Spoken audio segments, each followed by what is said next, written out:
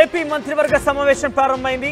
కీలక నిర్ణయాలు తీసుకోనున్నారు ఈ రోజు కేబినెట్ మీటింగ్ లో. అయితే రివర్స్ టెండరింగ్ రద్దుపై చర్చ ఉండబోతోంది. ఉచిత ఇసుక విధానంపై కీలక నిర్ణయం తీసుకోబోతున్నారు. రాష్ట్రంలో అక్రమ నిర్మాణాలు లేఅవుట్లపై మంత్రాలు కూడా జరపబోతున్నారు. ఇక కొత్త పారిశ్రామిక విధానం మద్యం పాలసీపై కూడా ఈ రోజు కేబినెట్ లో చర్చ జరగబోతోంది. బడ్జెట్ పై మంత్రివర్గం మంత్రాలు చేపట్టబోతోంది.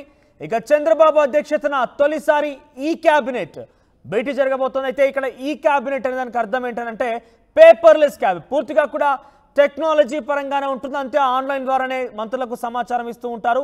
ఎక్కడ కూడా పేపర్ అనేది యూజ్ చేయరు. ఇక్కడ 2014-19 మధ్య ఈ కేబినెట్ నిర్వహించింది సర్కార్.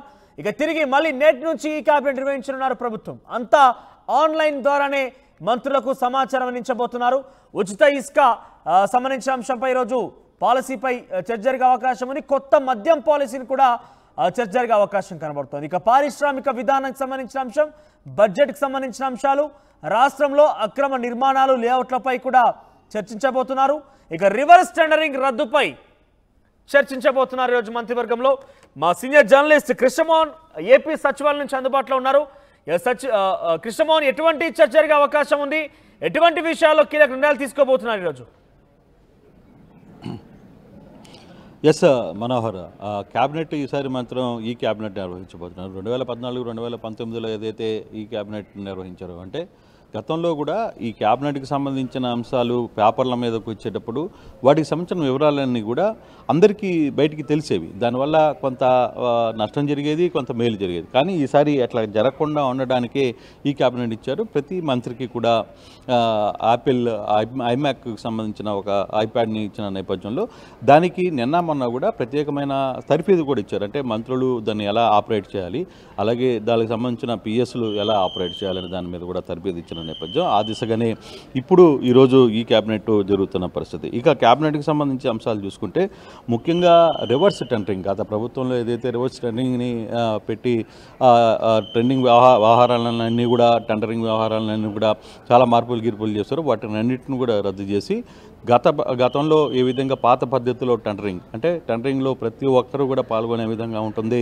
దాంట్లో ఎటువంటి అంశాలు ఉంటాయి, ఓపెన్గా టెండరింగ్లో పాల్గొనేట్టుగా ప్రతి ఒక్కరికి పాల్గొనే అవకాశాలను కూడా కల్పించే పద్ధతిని తీసుకొని వస్తామనేది చాలా గట్టిగా నిర్ణయం తీసుకోబోతున్నారు.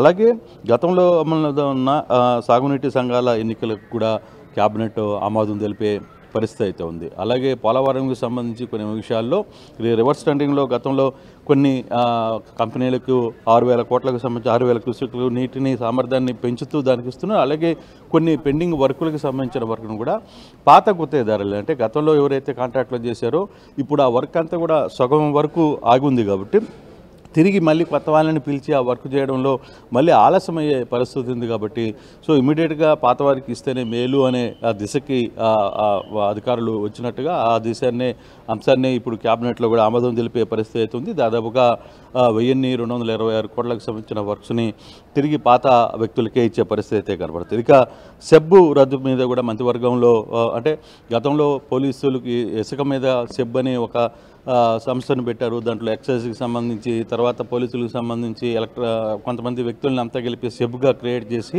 ఆ దిశగా ముందుకు నిలిపే ప్రయత్నం అయితే చేశారు. కానీ దానివల్ల పెద్ద ప్రయోజనం జరగకపోక గతంలో చాలా అవినీతి జరిగింది అనేది ఈ ప్రభుత్వం ఆలోచించింది. అందుకే ఈ సెబ్ని పూర్తి స్థాయిలో రద్దు చేయాలని ఒక నిర్ణయానికి వచ్చినట్టు కూడా కనబడుతుంది.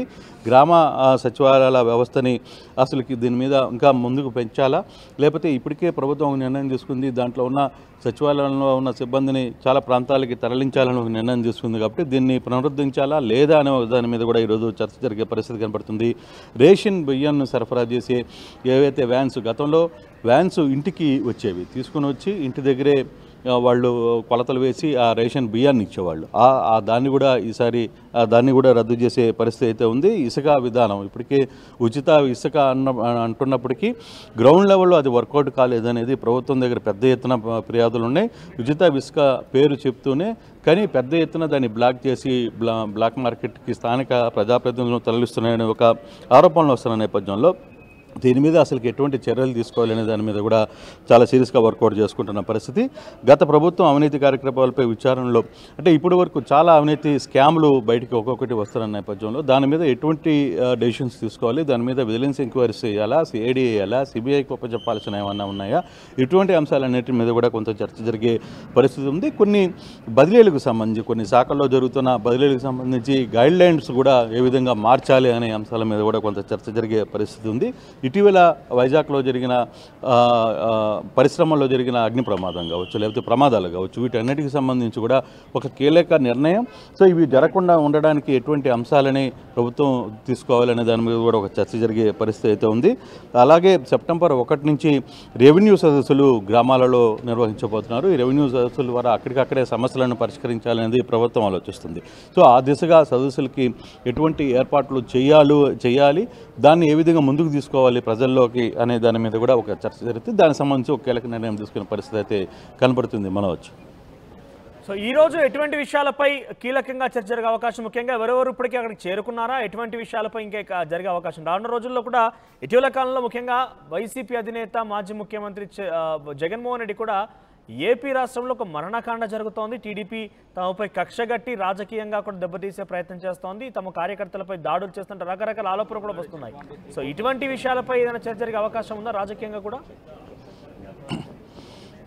అంటే ముందు ప్రధాన అంశాలకు సంబంధించి నేను ఇప్పటి వరకు చెప్పిన అంశాల మీద దృష్టి పెట్టినప్పటికీ తద్వారా మంత్రులు తర్వాత అంటే ఈ క్యాబినెట్ అయిన తర్వాత కూడా మంత్రులతో కాసేపు ముఖ్యమంత్రి మాట్లాడతారు. ఎస్, డెఫినెట్గా ప్రభుత్వంలో జరుగుతున్న లేదు ప్రతిపక్షాలు చేస్తున్న ఆరోపణలకు సంబంధించి వ్యవహారంలో కావచ్చు, లేకపోతే ఇతర అంశాలు శాంతి భద్రతకు సంబంధించిన అంశాలు అయితే ప్రభుత్వం చాలా సీరియస్గా తీసుకుంటున్నామని చెప్తున్నప్పటికీ మరో కొన్ని దగ్గర ప్రభుత్వానికి కూడా చెడ్డ పేరు వస్తుంది. నిన్న వరుసగా 2-3 సంఘటనలు నేను చూసుకుంటే గుంటూరు ఎమ్మెల్యేకి సంబంధించిన వ్యవహారం కొంత చర్చకు వస్తుంది.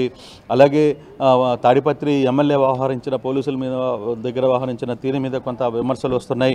తర్వాత ఇటువంటి అంశాలన్నిటి మీద కూడా కొంత చర్చ జరిగే పరిస్థితుంది. మంత్రులు కూడా ముఖ్యమంత్రి దిశానిర్దేశం చేయబోతున్నారు. ప్రధానంగా ఆయన మొదటి నుంచి చెప్తూ వచ్చారు, మొదట ఇసుకకు సంబంధించి మీరు ఎంటర్ కావద్దన్నారు, కానీ ఇసుకలో ఎంటర్ అయిపోయారు. స్థానిక ఎమ్మెల్యేల వ్యవహారం మీద కొంత వ్యతిరేకత వచ్చింది. ఆ కంప్లైంట్స్ కూడా ప్రభుత్వం మీద ఉన్నాయి. అలాగే స్థానిక నాయకులు వ్యవహరిస్తున్నారు, పోలీసుల పట్ల వ్యవహరిస్తున్న తీరు కావచ్చు, ఇతర అంశాల మీద కూడా కొంత చర్చ జరుగుతుంది. వాటి మీద కూడా కొంత దిశానిర్దేశం చేయాలనుకునేది మా ముఖ్యమంత్రి భావిస్తున్నట్టుగా ఉంది.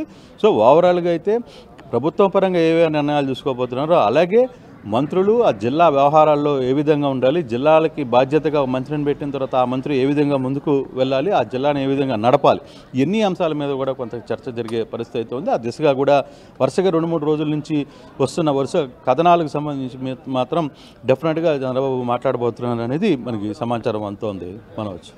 రైట్ కృష్ణమోహన్, సో 9వ రోజు ఏపీ క్యాబినెట్ మీటింగ్ జరుగుతోంది. అయితే ఈ క్యాబినెట్ పేపర్లెస్ మీటింగ్గా జరుగుతోంది. ఈ క్యాబినెట్ మీటింగ్ ఇప్పుడు చెప్తున్నారు. ఇప్పటికే మంత్రులందరూ కూడా ఐమాక్ ట్యాబ్స్ కూడా ఇచ్చారు. వారికి సంబంధించి పూర్తి ఆపరేషన్స్ కూడా ఏ రకంగా ఉంటాయంటూ కూడా చెప్పారు. సో ప్రస్తుతం క్యాబినెట్ మీటింగ్ జరుగుతోంది. ఉచిత ఇసుకకు సంబంధించిన విధానంపై కీలక నిర్ణయం తీసుకోబోతున్నారు. రాష్ట్రంలో అక్రమ నిర్మాణాలు, లేఅవుట్లపై కూడా చర్చించే అవకాశం కనబడుతోంది. రివర్స్ టెండరింగ్ రద్దుపై కూడా చర్చించబోతున్నారు. ఇక కొత్త పారిశ్రామిక విధానం, మద్యం పాలసీపై కూడా చర్చించే అవకాశం కనబడుతోంది. మరి ఈ విషయాల్లో ఎటువంటి నిర్ణయం తీసుకుంటుంది మంత్రివర్గం? ముఖ్యమంత్రి చంద్రబాబు నాయుడు మంత్రివర్గానికి ఎటువంటి దిశానిర్దేశం చేయబోతున్నారు? ఇటు రాజకీయంగా